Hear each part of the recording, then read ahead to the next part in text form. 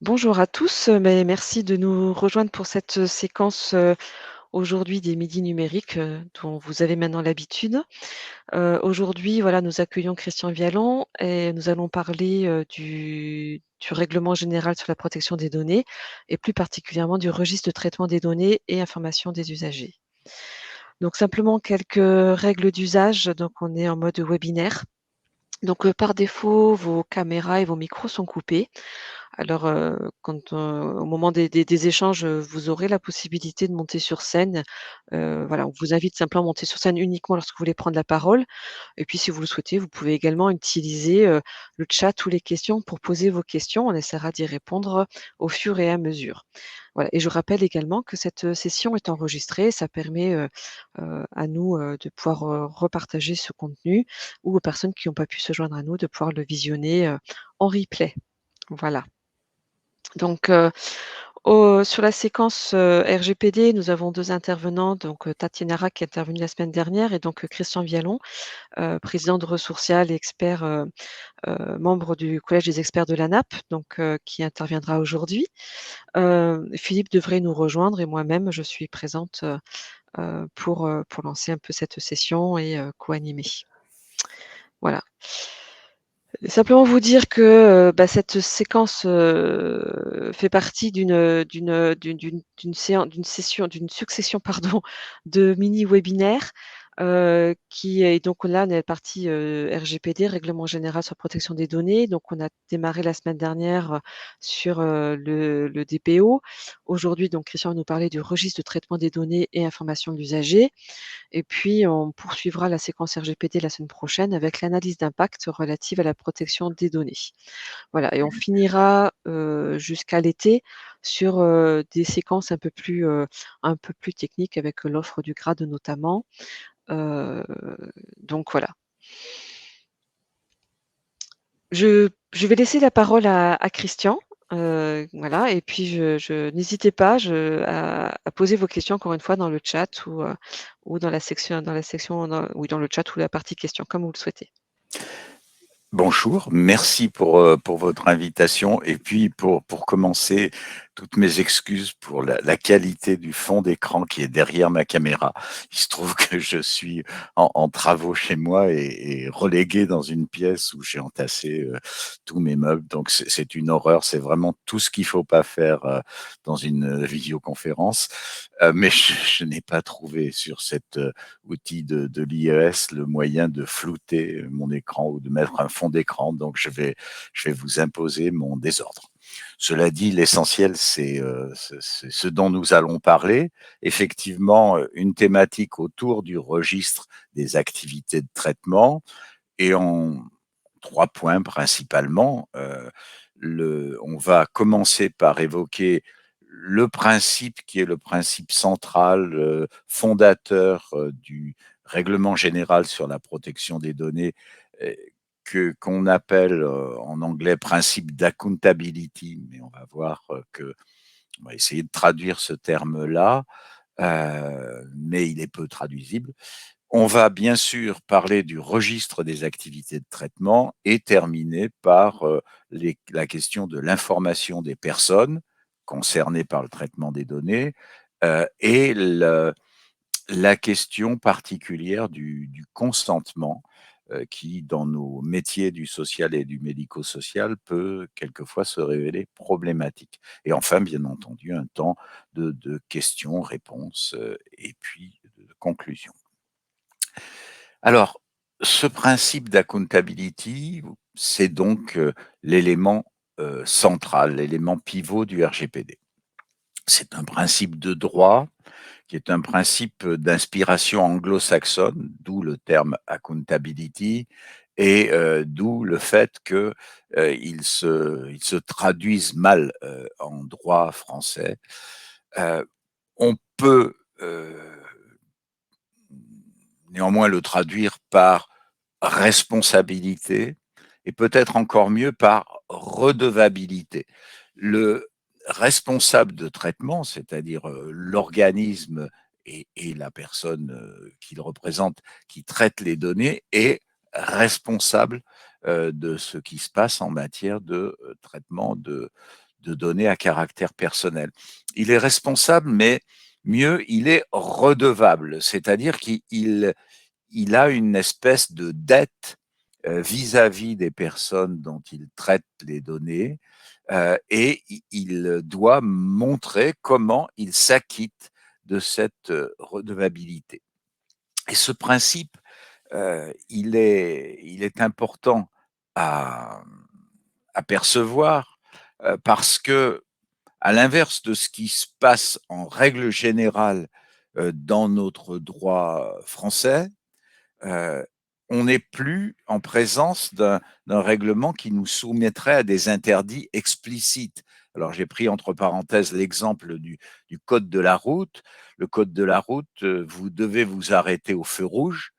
Si vous ne vous arrêtez pas, vous êtes passible d'une amende et de toute autre conséquence. Donc, en droit français, on a des codes avec des interdits très explicitement formulés. Si vous avez consulté le RGPD, vous verrez que ça n'est pas le cas. Il n'y a nulle part d'interdit vraiment explicite. Si il y en a un, c'est celui qui concerne le traitement de données dites données sensibles, dont les données de santé. Mais encore une fois, même cet interdit-là est susceptible d'exception. Donc, on n'a plus d'interdit explicite et on doit montrer, le responsable de traitement doit montrer, démontrer, apporter la preuve qu'il respecte les règles. Alors, c'est quelque chose que néanmoins on connaît déjà dans notre secteur et j'ai pris l'exemple de la méthode HACCP, qui est la méthode que l'on applique en restauration. En vertu de cette méthode, et cette méthode est implantée depuis une bonne vingtaine d'années dans nos restaurations collectives, on n'est plus soumis à des contrôles a priori des services vétérinaires, mais on doit effectuer un certain nombre d'autocontrôles et d'opérations, et les services vétérinaires contrôlent a posteriori. Eh bien, c'est à peu près ce qui se passe vis-à-vis du RGPD. On connaît le cadre, on doit respecter, mettre en œuvre un certain nombre de règles, mais le contrôle ne vient qu'a posteriori. Donc, en résumé, l'accountability, c'est l'obligation pour les organismes gestionnaires que nous sommes de mettre en œuvre des mécanismes et des procédures internes qui permettent de démontrer le traitement des règles relatives à la protection des données. Et ça, c'est vraiment l'aspect majeur. Lorsque vous allez être contrôlé par l'autorité de contrôle, en l'occurrence la CNIL, vous devez démontrer que vous respectez les règles relatives à la protection des données. Globalement, et c'est aussi la déclinaison du principe d'accountability, le RGPD nous conduit à approcher la question du traitement des données par le risque. On en reparlera de manière plus large la semaine prochaine avec l'analyse d'impact, mais globalement, toute l'approche RGPD, c'est une approche par le risque. Et ce risque, eh bien, ces risques, ce sont ceux liés à la collecte des données à caractère personnel. Alors, quand mes données à caractère personnel sont collectées, eh bien, il en découle un certain nombre de risques et un certain nombre de questions que je vais me poser. Est-ce que je vais pouvoir obtenir réparation si je suis lésé et auprès de qui? Témoin actuellement toute la discussion qu'il peut y avoir autour des réseaux sociaux et la conséquence de certains comportements sur ces réseaux. On collecte mes données, mais qui accède vraiment à mes informations? Quelle garantie ai-je que ces informations sont correctement utilisées? Quel est vraiment le destinataire de ces données? Vous avez bien d'expérience eu des difficultés sans doute à envisager derrière un site internet, derrière une plateforme, derrière une application, qui est vraiment, heu, qui vraiment reçoit mes données et les utilise. Mes données vont-elles rester intègres? Est-ce qu'au passage, elles ne vont pas être, modifiées, falsifiées? Et puis, aussi et surtout et de plus en plus, est-ce que je vais être profilé? Alors le profilage, c'est, la grande question, dont, dans les médias, on nous rebat les oreilles autour de l'intelligence artificielle. C'est-à-dire que les machines, aujourd'hui, sont capables de traiter des données et d'apprendre à les traiter de telle manière, que les personnes peuvent être très facilement, classifiées. Alors c'est le cas, par exemple, pour, les compagnies d'assurance, arriver à profiler les clients, qui sont des clients, à risque. Donc voilà, un certain nombre de risques et de questions et donc c'est cette approche qu'il va falloir privilégier du point de vue de la personne, dont les données sont collectées et traitées, pour mettre en œuvre le RGPD. Alors, notre sujet, c'est le registre des activités de traitement. Le registre des activités de traitement, en sous-titre, j'ai fait figurer, le fait qu'il s'agissait d'un document incontournable. Alors question, faut-il tenir un registre des activités de traitement? La réponse sans ambiguïté, c'est oui.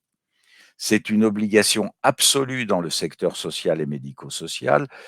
Dans tous les autres cas, vous verrez que le RGPD, fixe un seuil de 250 salariés, au-delà duquel le registre des activités de traitement est obligatoire et évidemment, par conséquent, en dessous, il n'est pas obligatoire. Mais pour nous et si vous lisez le RGPD, vous, pourrez lire que, cette, cette tolérance de ne pas avoir de registre, elle ne fonctionne pas dans tous les cas où l'on traite des données, que j'appellerais à caractère hautement personnel et a fortiori des données, dites, sensibles. Sensible, c'est une appellation franco-française qui a pas forcément grand sens, mais les données sensibles, ce sont notamment les données de santé, ce sont les données relatives aux infractions et condamnations et cetera, aux convictions religieuses, philosophiques, politiques, l'orientation sexuelle. Donc pour nous, pas d pas d'ambiguïté, pas de question à se poser. Oui, c'est une obligation et c'est même le registre des activités de traitement, le seul document, exigible en cas de contrôle, effectué par une autorité de contrôle, en France, la CNIL. Si vous vous souvenez ce que j'ai dit tout à l'heure, hein, RGPD, accountability, on est redevable, on doit apporter des preuves, donc il n'y a pas explicitement de méthode qui soit fixée pour apporter ces preuves. En revanche, s'agissant du registre des activités de traitement, là, on est dans une obligation. Le registre, c'est le document qui est le document exigible en cas de contrôle et c'est même le premier document que les contrôleurs de la CNIL vous demanderont de produire s'ils viennent effectuer un contrôle dans vos locaux, voire dans le cas d'un contrôle à distance, ils, ils sont tout à fait, la CNIL est tout à fait autorisée à demander la communication du registre. Alors, qu'est-ce qu'il contient, ce registre? J'ai mis ici les éléments principaux. On doit on doit expliciter le nom et les coordonnées du responsable de traitement, les finalités du traitement, c'est-à-dire à quoi sert le traitement. Par exemple, gestion de la paye, eh bien, la finalité, c'est de pouvoir payer les salariés en fin de mois. La description des catégories de personnes concernées, quelles sont les personnes dont on va collecter les données et quelle catégorie de données à caractère personnel va-t-on collecter? Si on reprend encore une fois l'exemple de la paye, la paye, vont être concernés les salariés et on va collecter un certain nombre de données qui vont permettre d'assurer leur rémunération, compte bancaire, situation de famille, etc. Et puis, par exemple, également le taux d'imposition. Donc, ce sont des données qui sont des données, encore une fois, à caractère hautement personnel dans l'exemple que je prends. Les catégories de destinataires auxquelles les données à caractère personnel ont été ou seront communiquées, par exemple dans le cas de la paye, l'URSSAF, les organismes d'assurance maladie, on va devoir expliquer ça. Dans la mesure du possible, c'est ce que dit explicitement le RGPD, les délais prévus pour l'effacement des différentes catégories de données. Alors, vous avez sans doute déjà été confronté à cette question. Combien de temps doit-on conserver? Et c'est la bouteille à l'encre. Vous avez beaucoup de difficultés à déterminer cela. Mais néanmoins, on vous demande de dire au bout de combien de temps vous allez effacer. Mais encore une fois, dans la mesure du possible, et là je cite le RGPD, principe d'accountability, vous n'êtes pas soumis à une obligation stricte. À vous de déterminer les choses. De la même façon, dans la mesure du possible, une description générale des mesures de sécurité techniques et organisationnelles pour protéger les données. Encore une fois, on ne vous dira pas ce que vous devez faire, on vous dira, vous avez une obligation de sécurité. À vous de la mettre en œuvre par tous les moyens appropriés. Et c'est a posteriori le contrôleur, la CNIL, qui va juger si vous avez bien employé les moyens adéquats. Le sous-traitant doit lui aussi tenir le registre des catégories d'activités de traitement qu'il traite pour votre compte. Par exemple, si vous avez un DUI exploité en mode SaaS par un éditeur, eh bien, l'éditeur, de fait, ici et sans ambiguïté, sera sous-traitant et devra lui-même tenir un registre des activités de sous-traitance. Le registre, il est établi sous forme écrite et la forme électronique est autorisée. Et encore une fois, et c'est ce que je disais tout à l'heure, le responsable de traitement ou le sous-traitant met ce registre à la disposition de l'autorité de contrôle. Comment le réaliser, ce registre? Prenez bien en compte, et j'insiste depuis le début sur l'appellation registre des activités de traitement, prenez en compte qu'il s'agit d'un registre des activités et non pas d'un registre recensant de manière exhaustive chaque traitement. Par exemple, gestion administrative des personnels, c'est une activité de traitement. Planning du mois de juin 2022 sur n'importe quel support Excel, par exemple, ça n'est pas une activité de traitement. Et en règle générale, on considère que pour un organisme tel que le nôtre, on ne devrait pas avoir plus d'une vingtaine de fiches d'activités de traitement. Deux moyens de réaliser ce registre, soit procéder à un inventaire exhaustif de tous les traitements. L'avantage, c'est qu'on n'oublie rien et qu'on découvre aussi des traitements cachés. Il y en a beaucoup dans nos organisations. L'inconvénient, c'est le temps à consacrer à cela. Autre façon, travailler à partir des processus métiers. C'est plus rapide, mais ça présente des inconvénients. Pour ce faire, il faut disposer d'une cartographie des processus qui soit bien établie et bien à jour, et on risque de faire des oublis.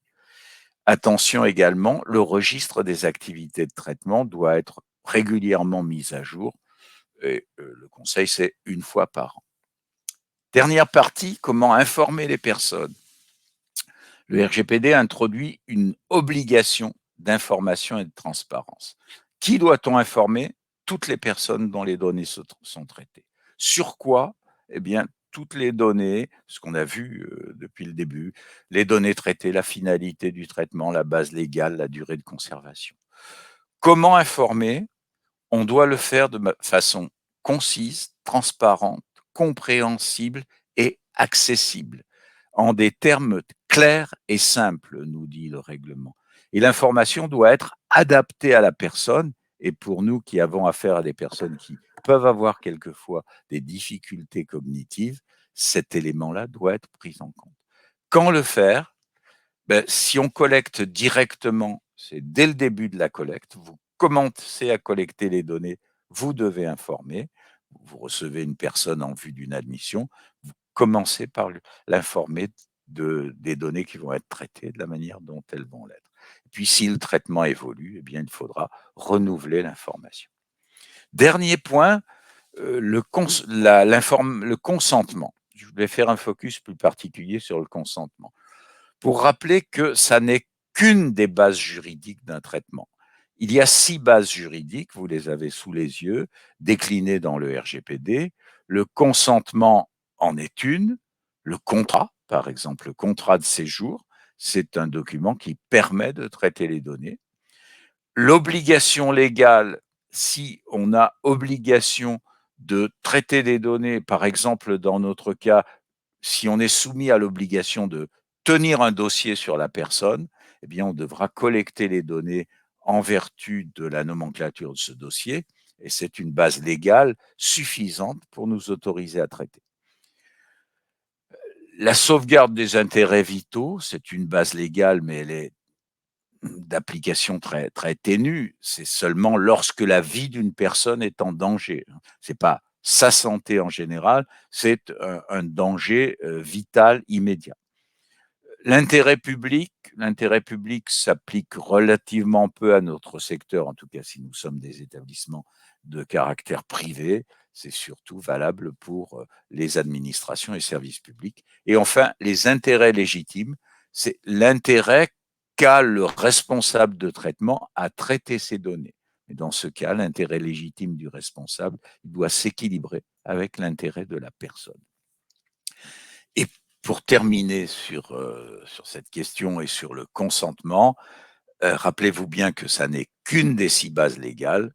Donc, il y a une idée reçue qui est qu'avec le RGPD, on doit consentir à tout. Non, c'est pas vrai. Le consentement n'est pas la seule obligation. Dites-vous bien que si vous le retenez comme une base légale de traitement, eh bien, la personne que vous avez en face de vous, la personne dont vous traitez les données, pourra révoquer à tout moment son consentement. Donc, parlons d'une admission, comme dans le cas de tout à l'heure. Vous traitez sur la base du consentement, la personne consent à traiter ses données, et 2 mois après, elle vous dit, bah non, je veux plus. Que faites-vous par rapport à son dossier? Ce consentement, il est très encadré, il est très encadré en termes de validité. Le consentement, c'est un acte positif, donc c'est pas un acte par défaut. Il est clair, il doit être univoque. Et par exemple, dans un formulaire, une case à cocher, si elle est cochée par défaut, on n'est pas en présence d'un acte positif et univoque. Si la case est décochée, que la personne doive cocher la case, là, oui, on est dans le cas du consentement. Le consentement doit être libre, pas de contrainte. Il doit être spécifique. Il est donné pour un type de données et de traitement, et il doit être éclairé, c'est-à-dire qu'on doit s'assurer que la personne ait compris. Et aussi, et c'est important, ne pas confondre chez nous le consentement comme une des 6 bases légales au traitement des données, avec le consentement aux soins, qui est une obligation du Code de la santé publique depuis 2002 et qui s'applique à nos structures. Voilà, j'en ai terminé, un petit peu dépassé, je m'en excuse. Vous avez quelques ressources pour aller plus loin, notamment des ressources sur le site de l'ANAP. Voilà, Nadège, je te rends Oui, la main. merci. En tout cas, merci beaucoup, Christian. Parce qu'on a dépassé de manière très raisonnable, donc merci encore pour la présentation. N'hésitez pas si vous avez des questions, soit vous pouvez, monter sur scène ou poser vos questions dans le chat. On a encore quand même, quelques minutes, n'hésitez pas. Simplement vous dire, que, nous avons un prochain groupe de travail, avec le collectif, SI médico-social qui est prévu le 8 juin. Donc, ce sera notre 3e groupe de travail. Donc, on va le tenir en présentiel. Donc, on espère vous y trouver nombreux. Ce sera plus sympa qu'à distance. Et que, je sais pas, là, il y a une erreur sur la prochaine date de webinaire. Ce sera donc la semaine prochaine, effectivement, sur les midis numériques. On aura Christian qui va nous parler effectivement de l'analyse d'impact, donc dans la continuité du RGPD, donc sur le même horaire, midi, mardi prochain, donc le 24. Voilà, donc de la même façon, on vous a remis les formulaires de contact et les mails de contact de l'ARS et du GRAD sur, le programme, notamment SMS numérique. Si vous avez des questions, envie de candidater, n'hésitez pas à, nous contacter ou à écrire, aux adresses mail mentionnées. Hem Et une dernière information sur les événements à venir. Donc, le GRAD de IES organise des matinées, dédiées, au médico-social, donc avec, pour présenter et aborder certains sujets, donc l'identito-vigilance avec, la participation, du GRIV, le référentiel d'évaluation avec, la cellule Pasquale, la cybersécurité avec, CAPSI et puis, le collectif SI sera présent pour vous parler toujours du programme SMS numérique et du virage numérique d'une manière plus large. Donc, c'est, 3 séquences plutôt, on a essayé de se rapprocher, plus possible de vous. Donc, à Gap le 15 juin, à Brignoles le 27 juin et c'est noté Aix-en-Provence, mais je crois que c'est à Marseille le 29 juin. Voilà, donc n'hésitez pas aussi à vous inscrire sur ces séquences-là. On sera ravis de partager ces temps avec vous. Voilà, je vois pas arriver de questions. J'imagine que du coup, Christian, tu as été, très clair. Bien écoutez, on vous remercie. On vous donne rendez-vous du coup, la semaine prochaine pour, poursuivre sur la thématique du RGPD et encore merci à toi, Christian. Rendez-vous la semaine prochaine et puis, bon après-midi à tous. Merci et bonne journée.